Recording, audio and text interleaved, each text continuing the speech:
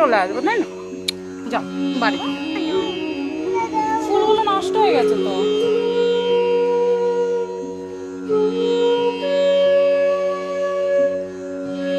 নমস্কার বন্ধুরা, শুভ সকাল। শুক্লার ফ্যামিলিতে জানাই তোমাদের অনেক অনেক স্বাগত। আশা করছি তোমরা সবাই ভালো আছো, সুস্থ আছো, আর আমার পরিবারের সবাই ভালো আছে, সুস্থ আছে।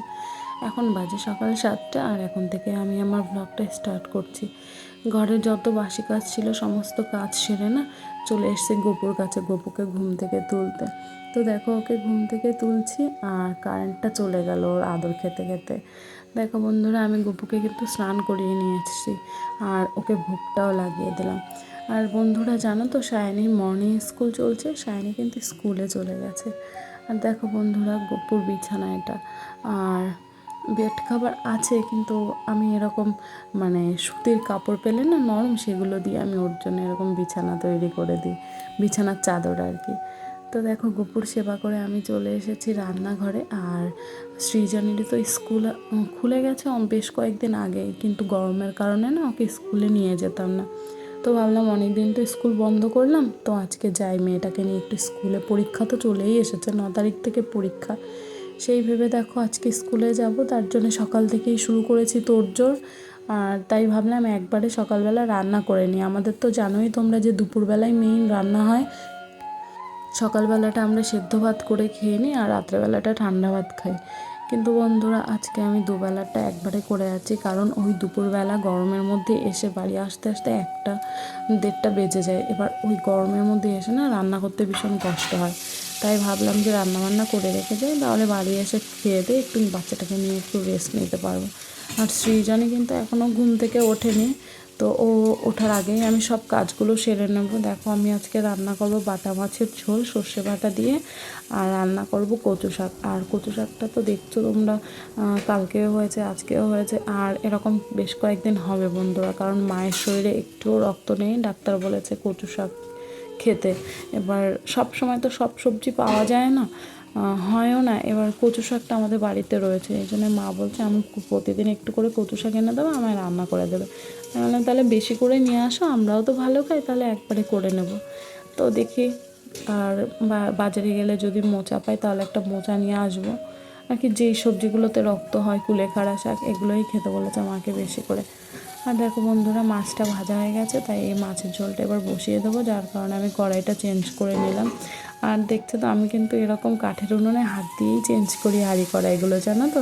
আর এরকম অভ্যাস হয়ে গেছে বলে গ্যাসে মাঝে মধ্যে কিন্তু আমি ছ্যাঁকা খাই। এই মাটির উনুনে তো দেখেছো, এই অর্ধেকটা কিন্তু ঢাকা থাকে, এই জন্যে কিন্তু ওপরের ওই যে আংটাগুলো বেশি একটা গরম হয় না। তো তার জন্যে আমি হাত দিয়েই সবসময় ধরি। আর গ্যাসে করলে এরকম আমার তারপরে ছ্যাঁকা খেতে হয়। আর দেখো বন্ধুরা, মাছের ঝোলটা হয়ে গেছে, এবার আমি কচু শাক বসিয়ে দিয়েছি। আর এবার রান্না বান্না করে সৃজনীকে তুলতে হবে। তো আমি ঘরে গেছিলাম, মাকে বললাম যে মা তুমি একটু বসো এখানে, আমি সৃজনীকে তুলে নিয়ে আসি। ওকে তো খাইয়ে দাইয়ে রেডি করতে হবে চান করে। আর আমি তো দেখলে সকালবেলায় স্নান করে নিয়েছি, গোপুকে স্নান করিয়ে এই তারপরে পুজো টুজো দিয়েই রান্নাঘরে এসেছি। আর এদিকে দেখো, মাকে বসিয়ে রেখে আমি চলে এসেছি ঘরে। আর সৃজনীকে বাবা তুলে দিয়েছে, মুখ ধুয়ে বাবাই ভাত খাওয়াচ্ছে ওকে। ততক্ষণে আমি আমার ঘরটা একটু গুছিয়ে ফেলি, না হলে স্কুলে যাব তো সৃজনীকে নিয়ে। সায়নীর 10টার সময় ছুটি, আর আমি 10টার সময় সৃজনীকে নিয়ে বেরোবো। এবার মেয়েটা এসে না সারা এই মানে যদি বিছানাটা গুছিয়ে না যায়, তাহলে এই ছড়ানো বিছানার মধ্যেই গড়াগড়ি করবে। তো তাই ভাবলাম যে একটু গুছিয়ে রেখে যাই, মেয়েটা যাতে আরামসে এসে ঘরের মধ্যে একটু থাকতে পারে।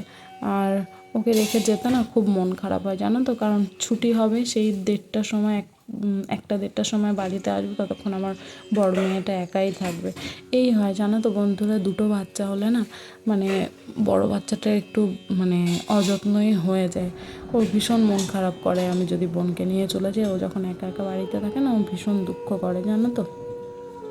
তো বন্ধুরা চলো, বিছানাটা আমার পরিষ্কার করা হয়ে গেছে। আর যে জামা কাপড়গুলো কালকেরা কাচলাম না, সেই জামা কাপড়গুলো এখনও ভাঁজ করা হয়নি, বাড়ি এসে ওগুলো গুছিয়ে নেব।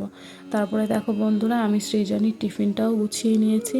আর আজকে টিফিনে দিয়েছি ডিম সেদ্ধ, আর ছিল আঁশফল ছিল কতগুলো। তো ভাবলাম কি যে আঁশফলটাও পছন্দ করে, তাহলে আঁশফলটা দিয়ে দিই।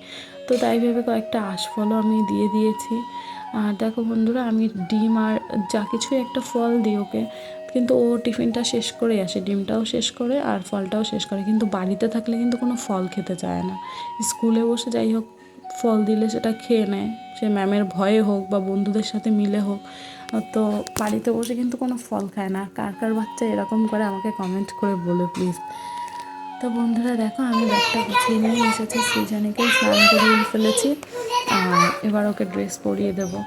আর জানো তো, সৃজনীও আজকে মানে ভীষণ মানে খুশি যে স্কুলে যাব, কিন্তু স্কুলে যেতে চায় না। কিন্তু আজকে জানি না কেন এত আনন্দ পাচ্ছে, ও হয়তো অনেক দিন স্কুলে যায়নি এই জন্যে যেতে চাইছে। দেখো মানে আনন্দে আত্মহারা হয়ে গেছে, নাচ করছে। আর জানো তো মানে দেখো, প্যান্ট পরাচ্ছি তো চেঞ্জ করাচ্ছি, ওই দেখো প্রথমে একটু কান্না করছিল যে বন্ধুরা যদি আমার লেংটু দেখে নেয়, কিন্তু তারপরে দেখলো যে মা অনেক সুন্দর করে প্যান্ট পরিয়েছে, কিছু দেখা যায়নি। তারপর দেখো আনন্দে নাচ করছে।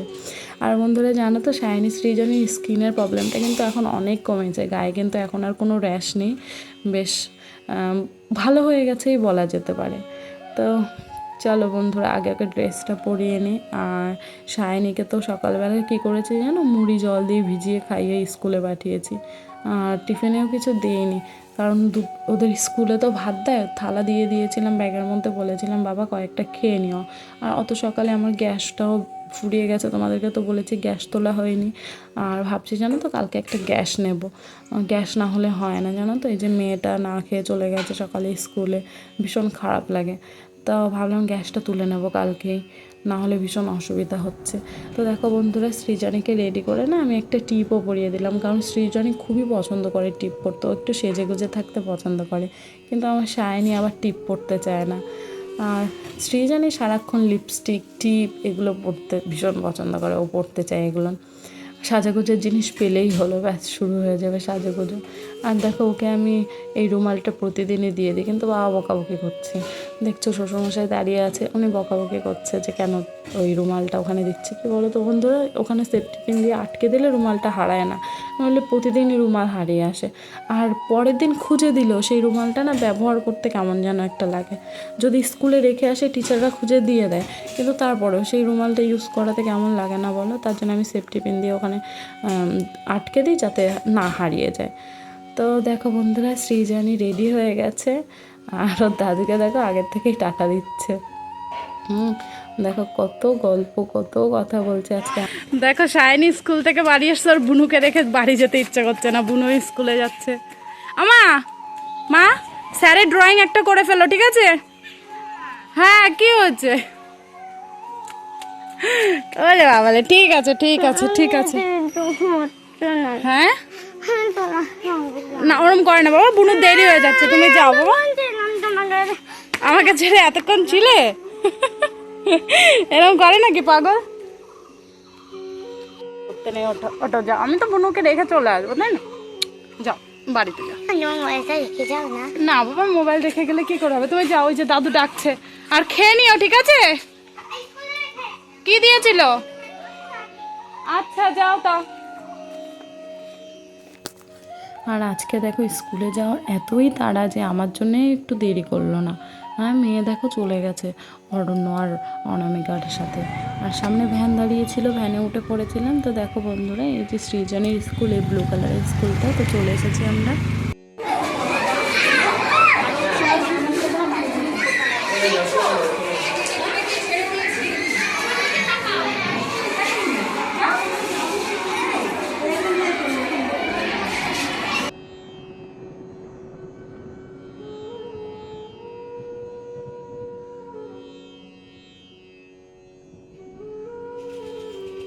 তো দেখলে তো বন্ধুরা, গার্জিয়ানরা বসেছিলাম, তো ওখান থেকে আমাদের বাইরে বের করে দিয়েছিল, তারপরে গেটের বাইরেই বসেছিলাম, গেটের সামনে। আর দেখো সৃজনীর ছুটি হয়ে গেছে, ওকে নিয়ে বেরিয়ে গেছি, বাড়িতে যাব। আর এদিকে ভ্যানটাও চলে এসেছে, এই ভ্যানটা আমাদের রিজার্ভ করা, আমরা এই ভ্যানে করেই যাতায়াত করি। তো দেখো বন্ধুরা, সৃজনী গাছ থেকে একটা ফুল ছিঁড়ে নিল, এবার অরণ্য বায়না করছে ওরও ফুল লাগবে, কিন্তু ফুল ছিল একটাই। তো এখন কি করব, সৃজনীও তো দেবে না। তারপরে ভ্যানে উঠে গেছি, আর দেখো গেটের সামনে এসে দেখি গেট পড়ে গেছে, আর এই রোদের মধ্যে বাচ্চা দুটোকে নিয়ে যে কী অবস্থা। তো তারপরে দেখো বন্ধুরা কিছুক্ষণ পরে আমরা বাড়ি চলে এসেছি, আর এসে আগে সৃজনীকে চেঞ্জ করে নিচ্ছি, কারণ গরমের মধ্যে না ভীষণ কষ্ট হচ্ছে, আমারই এত অস্থির লাগছে, আর দেখছো আমার পুরো পাগলের মতন অবস্থা।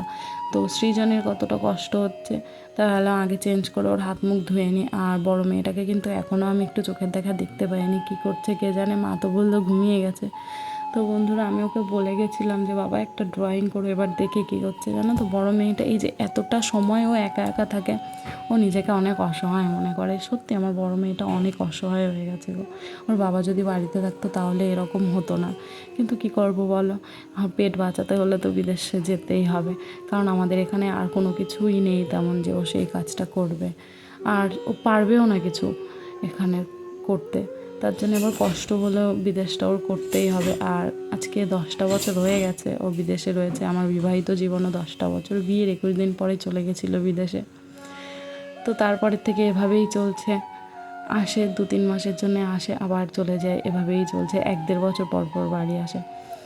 তো বন্ধুরা দেখো আমি হাত মুখ ধুয়ে নিলাম, আর ওপরে দেখলে ওখানে সাবান ছিল, সাবানটা নিয়ে আমি আর সৃজনী হাতে মেখে নিলাম, আর হাত মুখ ধুয়ে এবার যাব ঘরে গিয়ে আগে দেখি আমার বড় মেয়েটা কী করছে। তো বন্ধুরা দেখো সৃজনী কিন্তু জলটা বেশ ঠান্ডা, তো ওর আরামই লাগছে গরমের থেকে এসে ঠান্ডা ঠান্ডা জলে হাত পা ধুতে। তো বন্ধুরা চলো ঘরে যাই আগে, আবার ও একটু তোমাদের সাথে কথাও বলে নিচ্ছে। দেখো বন্ধুরা আমার মেয়েটা দেখো কেমন অসহায়ের মতন পড়ে আছে। কী করবো বলো, আমি যদি এমন হতো যে আমি একসঙ্গে 2 জায়গায় থাকতে পারতাম, বড় মেয়েটার কাছে আমি থাকতে পারতাম, ছোটো মেয়েটার কাছেও থাকতে পারতাম, তাহলে তো ভালোই হতো, তাই না? আর দেখো চেয়ারের ওপর জামা কাপড় ছিল, ওর হয়তো কোনো প্রয়োজন পড়েছে যার কারণে জামা কাপড়গুলো বিছানায় রেখে চেয়ারটাও নিয়েছে। তো দেখো ও ঘুমিয়ে রয়েছে, ও কিন্তু চান করেনি, ও ভোরবেলা 6টার সময় স্কুলে চলে গেছিলো, তো যার কারণে আমি আর চান করাতে পারিনি। এখন ভাবছি জামা কাপড়গুলো গুছিয়ে ওকে চান করিয়ে দেবো। আর খায়ও নি জানো তো, স্কুল থেকে খেয়ে এসেছে, বাড়ি এসে আর খায়নি। আর কি বলো তো, যতই দাদু ঠাম্মি যতই থাকুক, মা যদি কাছে না থাকে না, সেই বাচ্চার যত্ন থাকে না, জানো তো। এই যে ওর ঠাম্মি বাইরে কাজ করছে আর ও ঘরের মধ্যে থেকে এই যে এরকম কি ওর যা খুশি ও তাই করছে। তো দেখো বন্ধুরা যাই হোক, ও বাড়ির থেকে বেরোয়নি, এটাই আমার বেশি ভালো লেগেছে, কারণ এখন না ছেলে ধরার ভীষণ উৎপাত বেরিয়েছে জানো তো আমাদের এখানে। ফেসবুকে তো রেগুলার দেখছি পোস্ট, কালকে শুটিয়ায় আমাদের এখানে ধরা পড়েছে। এবার ওই জন্যে আমার ভীষণই টেনশন হচ্ছিলো স্কুলে বসে যে মেয়েটা কী করছে কে জানে, ঘর থেকে যেন না বের হয়। যাওয়ার সময় তো বলে গেছিলাম বারবার করে, আমার শাশুড়ি মাকেও বলে গেছিলাম, ওকেও বলেছি, রাত্রেবেলা গল্প শোনাচ্ছি যাতে ভয় পেয়ে বাইরে না যায়। তো দেখো বন্ধুরা ও বেরোয়নি বাড়ির থেকে, এটা বেশ ভালোই লেগেছে আমার এসে, যে বাড়িতে ঘুমাচ্ছে ঘুমা। তো আমি বললাম যে বাবা কালকেও যদি আমি স্কুলে যাই তো তুমি বাড়িতে বসে ঘুমিয়ে পড়ো। আর ড্রয়িংটা করতে বলেছিলাম, আগের ড্রয়িংটাইও কমপ্লিট করতে পারিনি, সেটাই কমপ্লিট করার চেষ্টা করছিলো কিন্তু পারেনি, ঘুম পেয়ে গেছিলো, ঘুমিয়ে গেছিলো। আর তারপরে দেখো ওকে চান করিয়ে খেয়ে দিয়ে চলে এসেছি ঘরে, বলছে টিভি চালিয়ে দাও, একটু টিভি দেখবো। তো 2 বোনে টিভি দেখছে, এই দেখো এই কার্টুনটা দেখতে খুবই পছন্দ করে ওরা।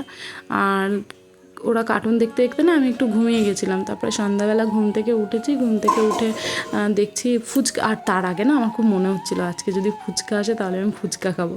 তো দেখো সত্যি মন থেকে চেয়েছিলাম হয়তো, তাই চলে এসেছিলো ফুচকা। তো 30 টাকার ফুচকা কিনেছিলাম, তারপরে আমরা 3 জনে খেলাম। আর দেখছো তো আমার ছোটো মেয়ে আলু নেবে না, ও শুধু জল দিয়ে ফুচকা খাবে। আর শাইনি আর আমি বেশি বেশি করে আলু নেব, আলু নিয়ে জল দিয়ে ফুচকা দিয়ে খাবো। আর শাইনি টক জলটা খেতে ভীষণই পছন্দ করে, তো ওকে একটু বলছিলাম কম কম করে খা। আর এদিকে আমি দেখলে কথা বলছিলাম, ওদিকে ঘুরে বর্ণিতাকে ডাকছিলাম যে আয় ফুচকা খা, তো ও খেলো না। আর আমার সৃজনী শুধু জল দিয়েই ফুচকা খাচ্ছে, শুকনো ফুচকা।